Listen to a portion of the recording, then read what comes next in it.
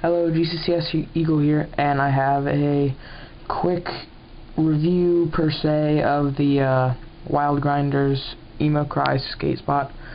And so before you go thinking that I just went out and bought this, I was actually on the way home. We were walking home from the movies because my friend lives right next to the movies, and we stopped at K-Mart to get some Monster.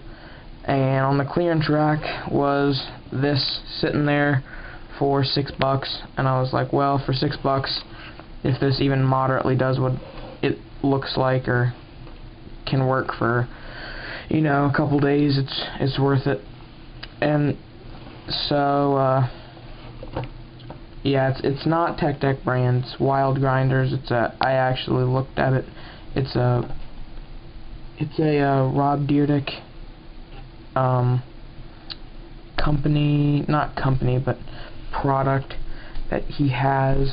And online they have these little cartoons about it, and it's kind of funny to watch.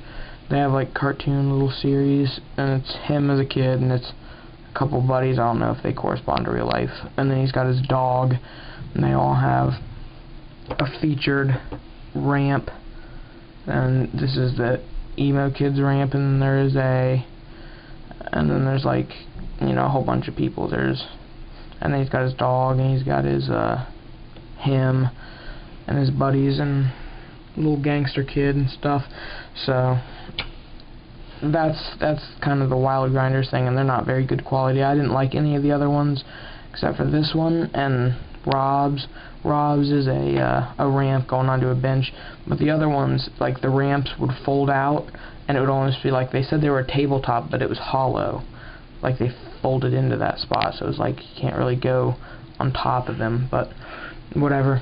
This one here, I like the fact that it's a standalone bike rack, because a lot of the Tech Deck, they're all attached to a ramp, and like if you were to detach it, doesn't stand by itself. It's just kind of there. So I like that, and it's kind of cool how this goes here. And I've actually put it on a few of my other things, like this just sitting on the edge. Like anything really, kind of, you can just pop it up there and it kind of goes. But if it's a little more inverted, you can go up it, and I put it on some other things to go up. And so that's a pretty nice piece. And I like the fact that this bike rack is alone a lot. And it's got decent non-sliders, but it still kind of moves. This here, there's a couple problems with it.